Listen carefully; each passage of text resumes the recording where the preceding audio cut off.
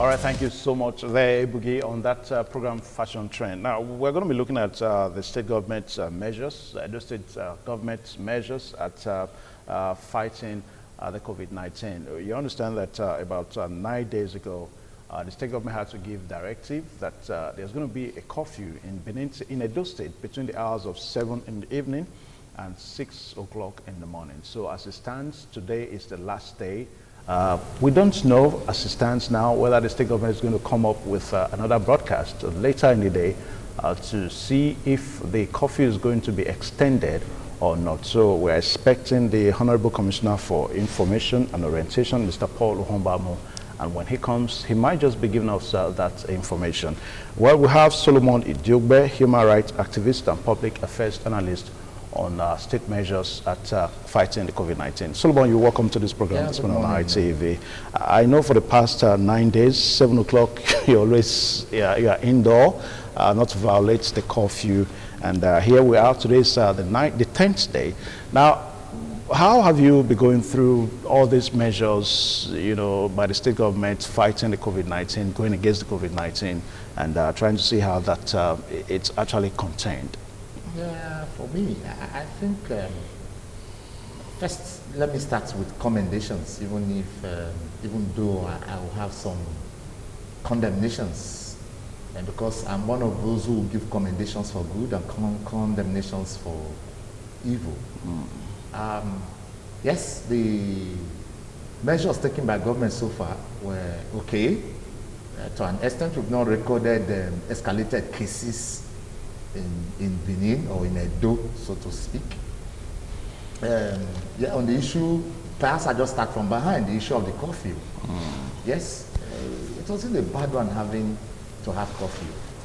Well, you could say it was a way to test run people's compliance to government rules and directives.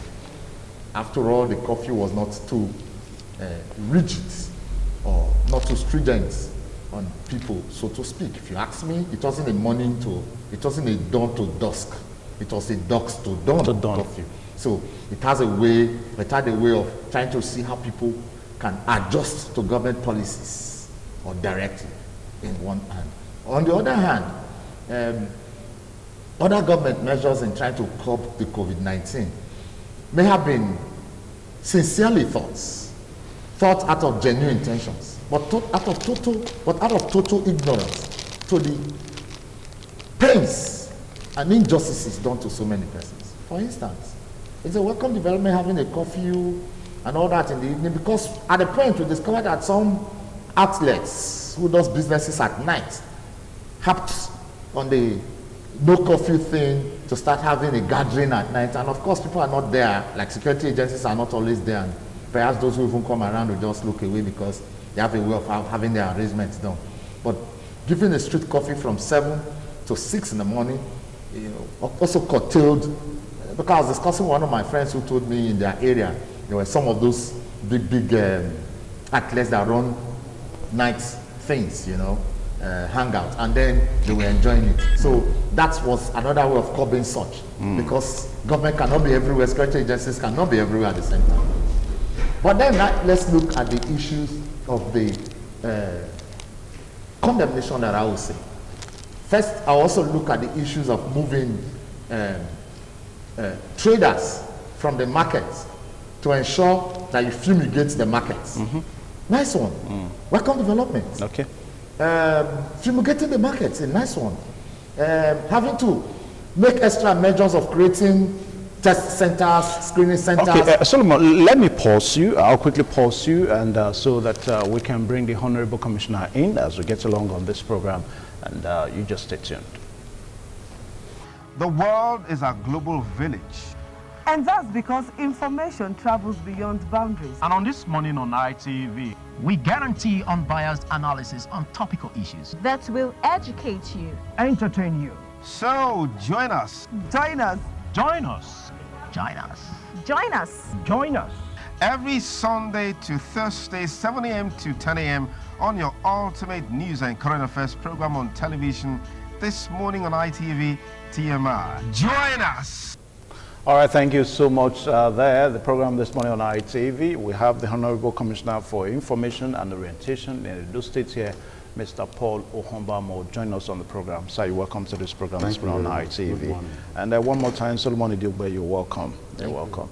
Let me just bring the Honorable Commissioner in. Now, today is the last day because I know that a lot of viewers out there, they are yearning, they really want to know, now that we have you, you are the government mouthpiece here. Today is the last day of the curfew.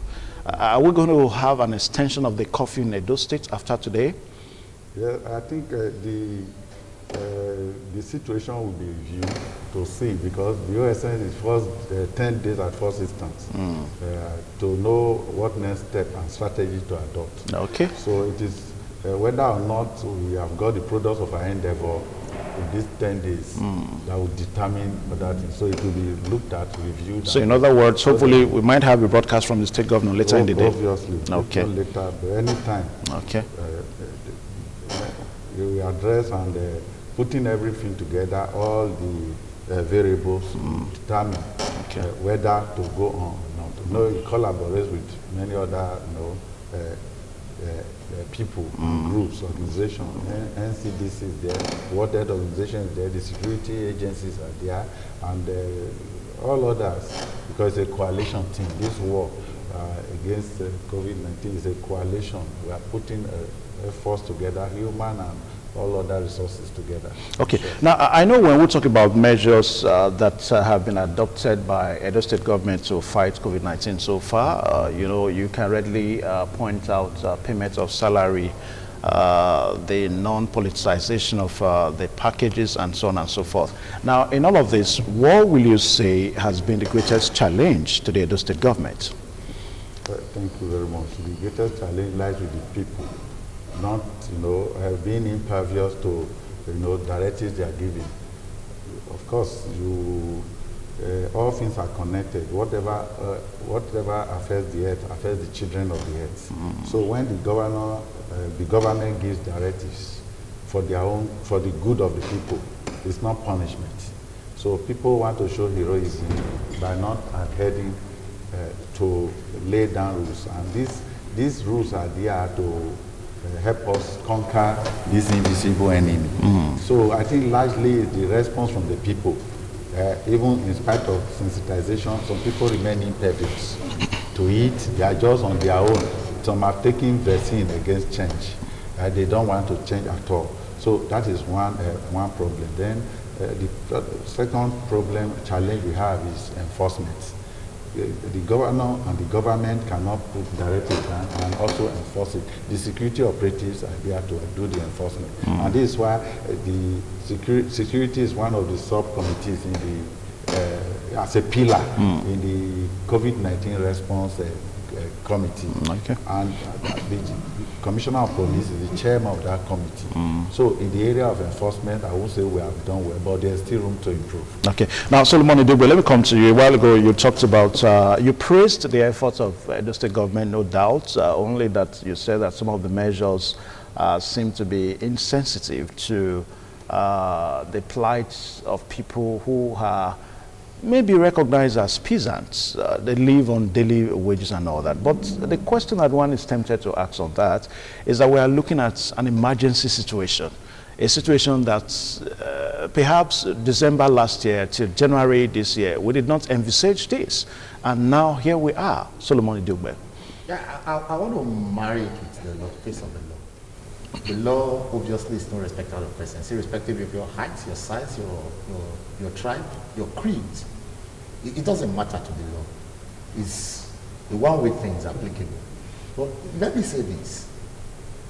Even in application of the law, at times, judges are compelled to look at the scenario. That's where the discretion comes in the application.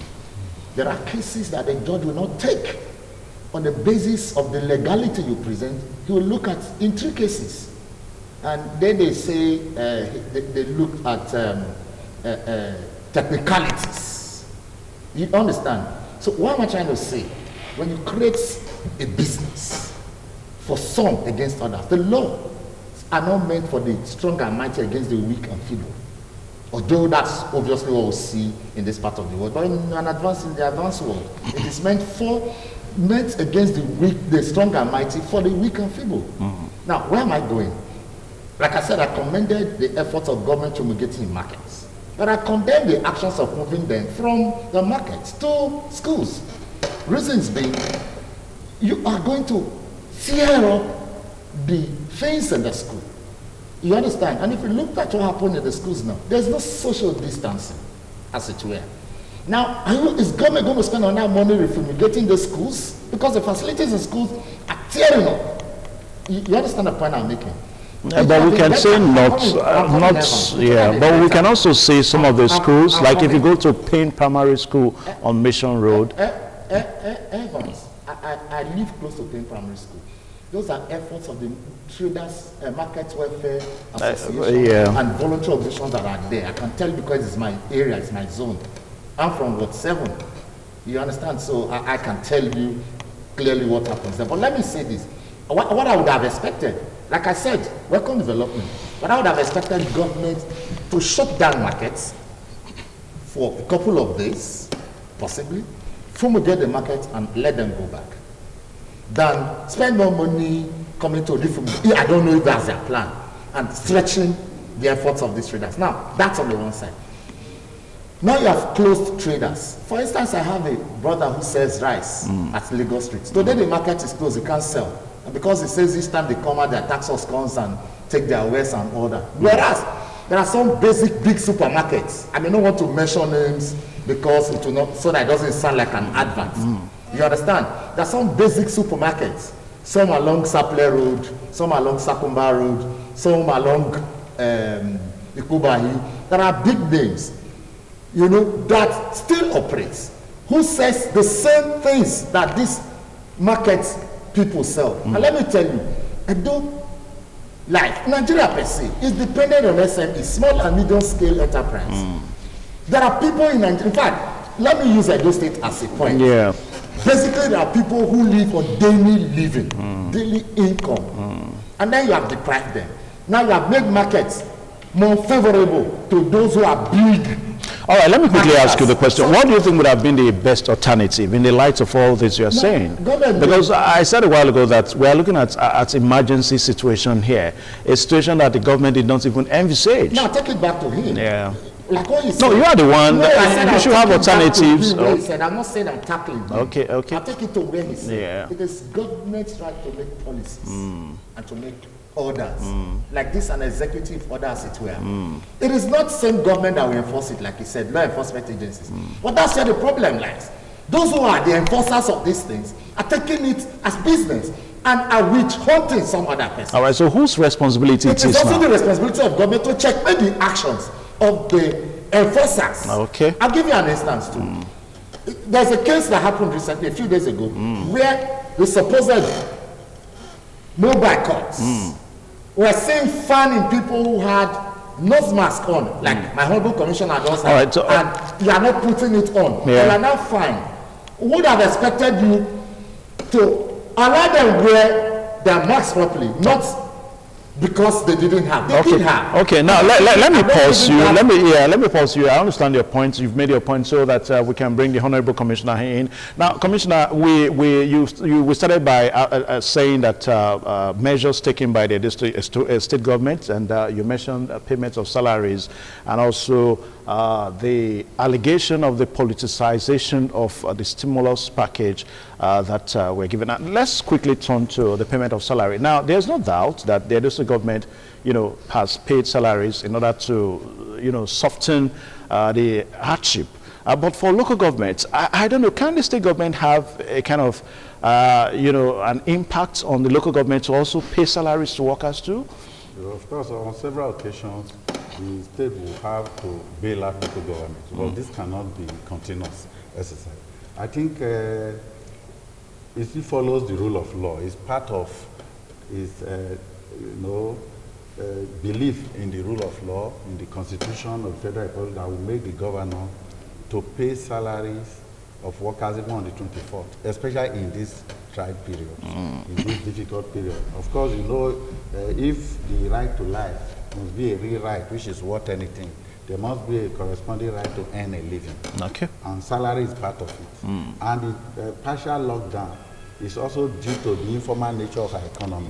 And the governor sees it that the punishment and suffering of the people will be in the extreme. And this is why it's a partial lockdown. People who come out daily to earn a living can still do. Vulcanizers, I was told they were all there working, but for you to come out, you must put on your face mask. Okay. These are all measures put in place. And it is this same measure that the World Bank commended Tanzania, the nation, for. Partial lockdown, for not just following the mass hysteria of total lockdown, which Western nations, because the economy there is different, objective conditions are different, which Western nations place on their own economy. No government can cater for everybody. So when palliatives came, it was scaled down to those who need the most. Poverty can be there, but it is a question of degree. You get what I'm saying? So the poorest of the poor should be given, and the vulnerable be given, the aged be given, those who are the most depressed, the greatest sufferers of capitalism, greatest sufferers of macroeconomic imbalance and social disequilibrium in society, be given. All these are there. But you politicians stay clear so that they don't breed politics into it, so that they don't accuse the government of handing palliatives to politicians and they divert, give it to their supporters and their followers. So meetings were held with, where many people, responsible persons in society, traditional rulers, religious leaders, and the rest, on how to get it down to the people, so that the process is not abused, it gets to the people intended for. Okay. All this we are done. Okay. At the end of the day, we still have complaints coming, which is all right. We'll quickly take a short pause now, Honorable, for the break for the news at 9:30. When we return, we should still be able to have the Honorable Commissioner here so that we can complete this segment this morning. Good morning. Quarantine. I have not heard about that one before. Quarantine. Now when person cough, and be quarantine. Now that you will go. That is quarantine. So what do you also understand by the word quarantine? The word can change by the hand of God. It's not a human being. I don't understand anyone. But they talk and I hear them to the year. We don't understand anyone. We never see no information. Them to the year.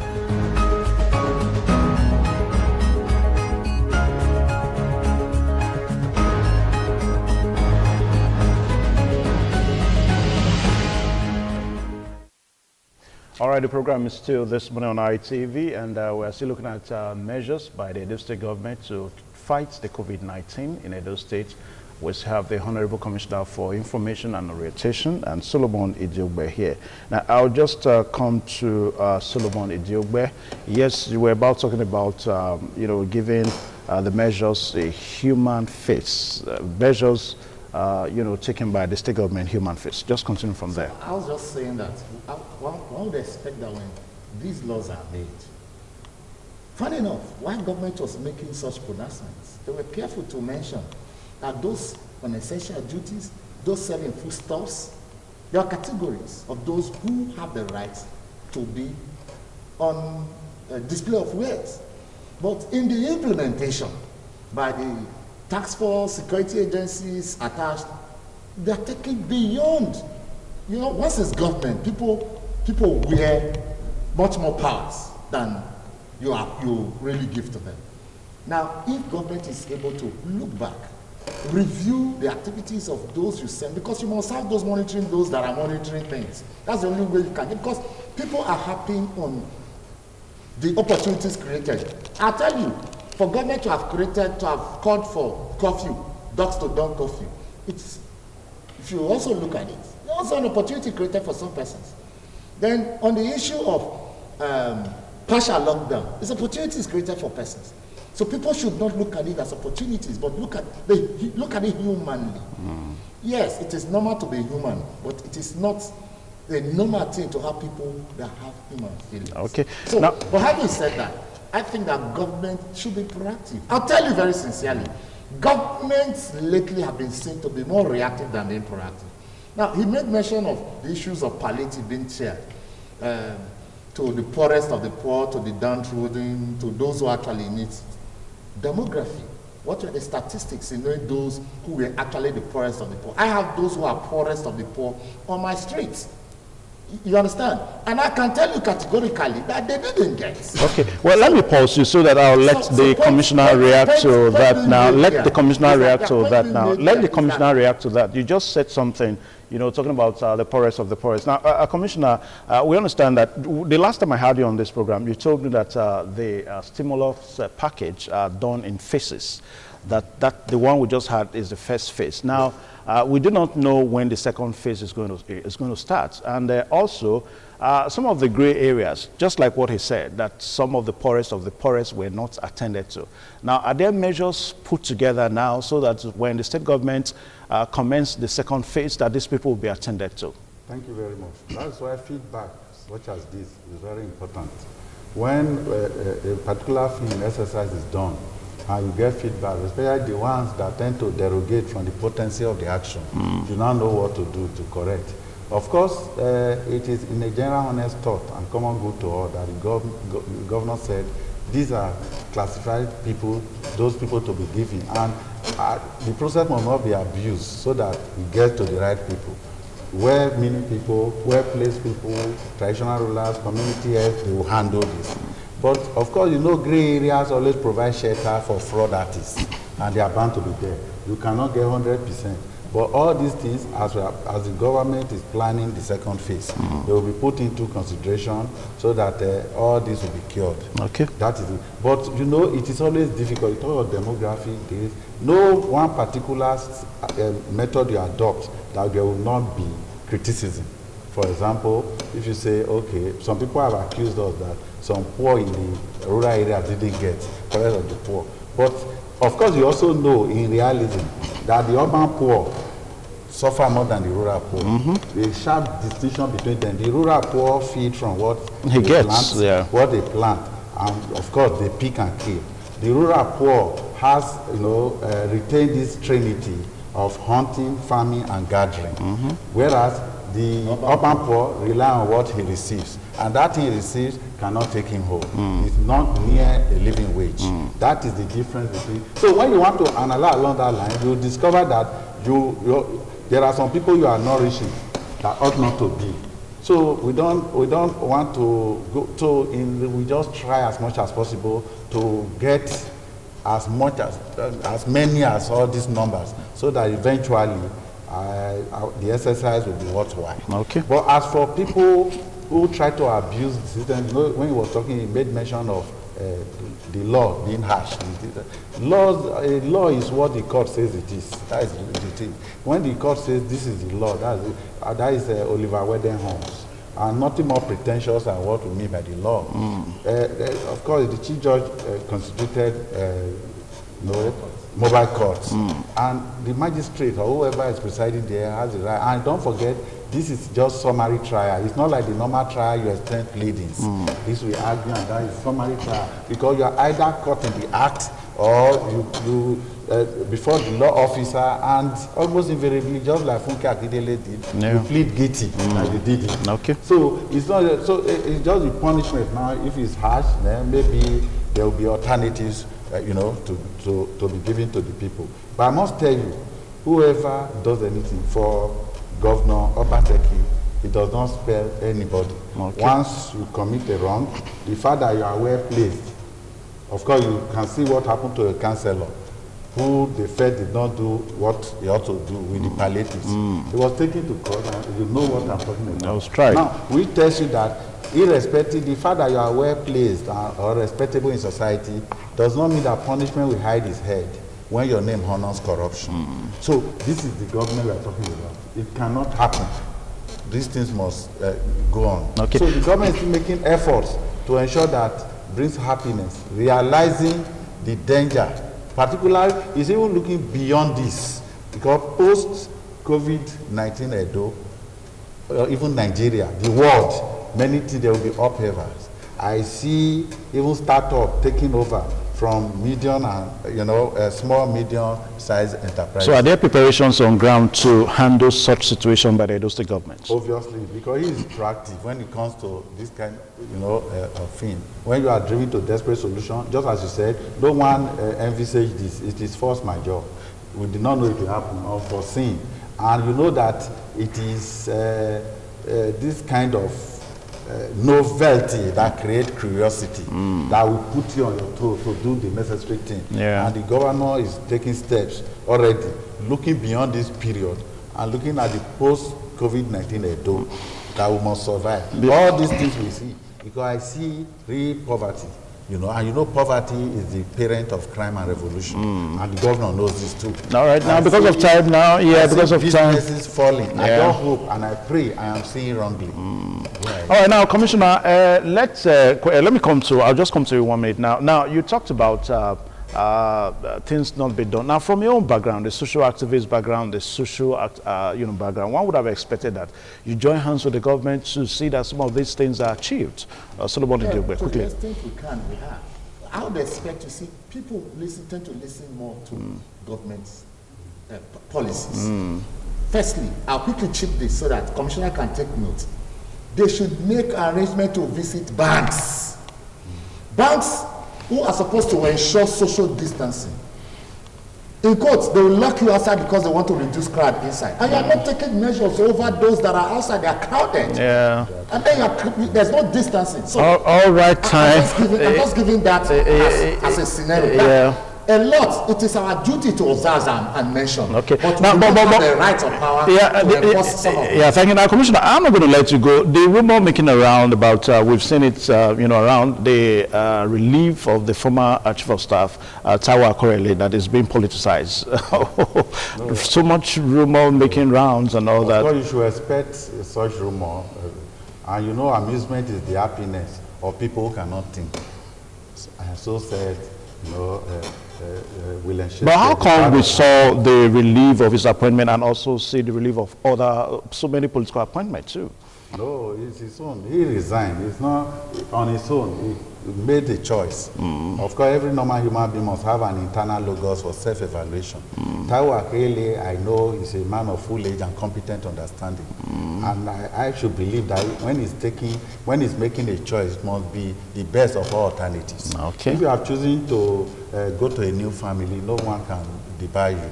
If you are tired of one family where you belong, you have right of association. But it is his right to so do. And I think the government is more focused now on COVID-19. And not this is why you saw the ease with which the office was, it was replaced. And so that governors can continue. All right, thank you so much.